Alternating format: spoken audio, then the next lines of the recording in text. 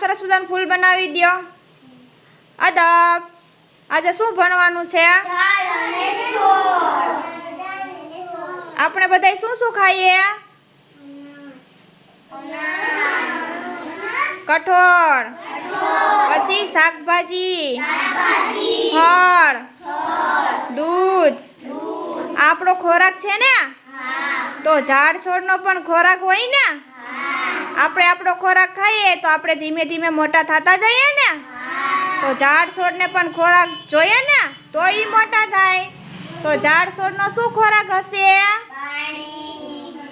માટી, ખાતર, સૂર્યપ્રકાશ, ગરમી। આ કોનો ખોરાક છે?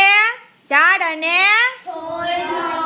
એને પણ આપણી જેમ ખોરાક જોઈએ ને તો ઈ મોટા થાય।